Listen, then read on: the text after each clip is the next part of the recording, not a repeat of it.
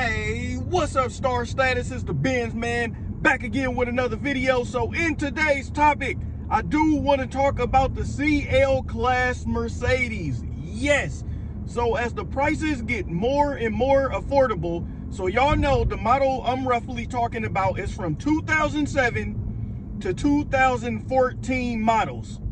And as y'all see, I've been in the Camry. I'm actually loving this car. I bought it in 2020 as a 2020 model and still no problems yet. Yes. But this is what I want y'all to do. Since we are a community, leave in the comments if you got a CL or a S Coupe and how has the reliability been for you and how long you had the car. I want to hear from everybody. I just want to know the community, you know, what do you feel about the CL? So the reason why I'm even making this video is because I'm starting to see the prices on the CL drop to like an amazing low.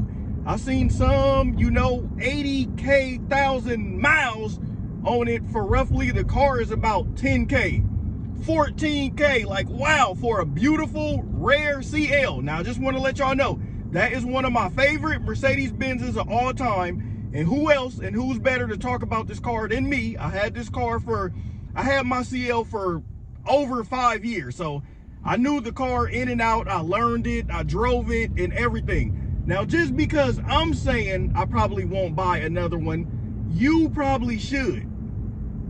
The reason why is because sometimes don't go off what everybody say. Like 99.9% of people can say a Bentley is bad and not reliable. But until you witness it on your own, then you will really know for yourself, if you get what I'm saying. I do take input of a lot of creators, but let's say if everyone's saying a CLS is bad, I will want to go out and buy a CLS on my own to determine that.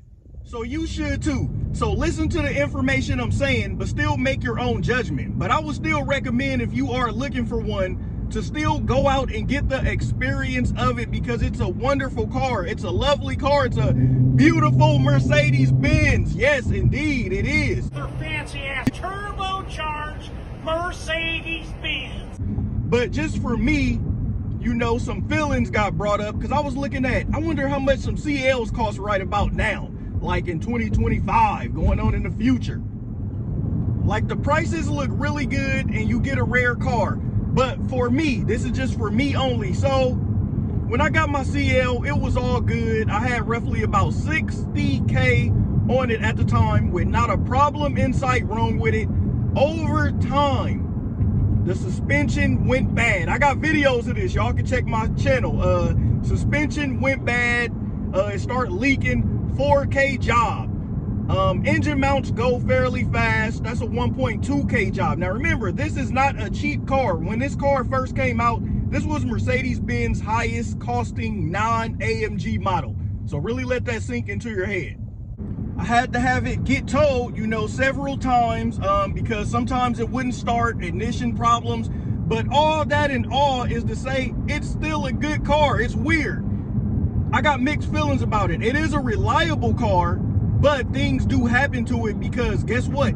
It's still considered like a S-Class coupe, like a CL. It's the two-door version of an S-Class at the time, and it cost a lot of money. So things are not cheap on it. But the reason why I said I probably wouldn't get one again, because as the prices are lovely, the maintenance on it is not really that good. Your suspension will fail. You will have suspension fails unless you do coilovers. You will get annoying electrical problems. My CD player or whatever, who listen to CDs anymore though, right? You know what I mean? But the MP3 player or whatever, Bluetooth not working, like all kind of stuff. And then you need an MP3 to connect to the air. But I'm talking that on those is specifically the 2008 models. But I'm like, do I really want a 10 to 15K headache again?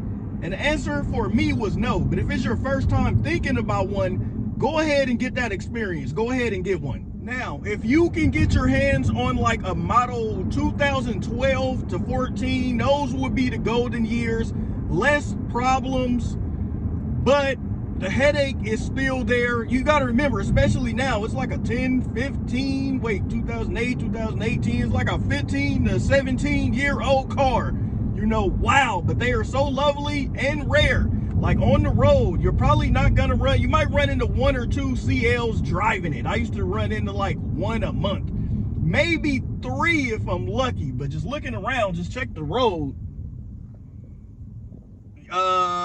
We're not gonna see any CLs out here. So that's one of the best thing about that Mercedes I like. Now with the S Coupe, what was lovely is the interior was lightning years better. Not just the interior, the electronic components, just everything on the inside was way better, but they made it look too much like the C Class, so that was a downfall. But the CL was its own. It looked at like a CL. It looked at like nothing else driving. Like now, an S Coupe could pull up and it'll blend in. You won't really even know it's an S. Most people mistake the S with the C. But I'm gonna put some examples right here on the screen so we could just check out the prices of them and just look how lovely it is. So look, key number 1, if you are buying this thing, make sure it got the service records. Better yet, if you can bring a mechanic with you, that would be the cream of the crop, is to bring a mechanic with you. But you can even ask the people, hey, was the suspension done on this car? But the scariest part about it is, now that this car is so old, that a lot of these things are, wait, hold on, you trying to race and stuff? The Honda hybrid? Oh, I got it in eco mode. Oh, he running them. Oh, a car got in front of me. It looked like he wanted to race, you know, eco mode for the win. Come on, man, we in eco. Hey, y'all be hearing that joke. Some people be like, man, I could beat your car in eco mode or something like that. But where was I? But yeah, that's what I was talking about. Now that these things are so old, it's scary because a lot of these CLs are going to come from auction, and whatever dealer they're sitting on, they don't know the history of the car. Yeah, you can get the service records, but that doesn't always mean that the car was up to par. Only thing you really can see, okay, what was fixed, service records, but that doesn't account for how someone was driving the car. Did they abandon the car? What they did for it? Y'all gotta understand that Mercedes does adapt to the driver. It does. That's why a lot of these first time owners or second or third time people, by the time you get in your car, it's already set to how the first driver drove the car. Yes, believe it or not, that's true. You can ask a mechanic or people that work at Mercedes, it learns your driving and your characteristics of driving the car. So after a while, that's why I said, so kind of now they gonna kind of feel like buckets. But leave in the comments everyone experienced. That's just my experience. Some people probably could have 100K miles on their car with no problem whatsoever. And if you do, you know, salute. We want the less problems that our car could have. But I just wanted to make this to bring an update for y'all, or some people that may be willing to get one like me. I'm even thinking about it, but don't be surprised if I do go ahead and still try to buy one. I just know the headaches of the problems are there, but they are a real nice car. But if you can, aim for a 2012 and up. But the prices are really lovely, but I'm just looking at the headache of the car. And I wanted to bring that to you guys because I know a lot of people still probably figure maybe they want to go get a CL right now.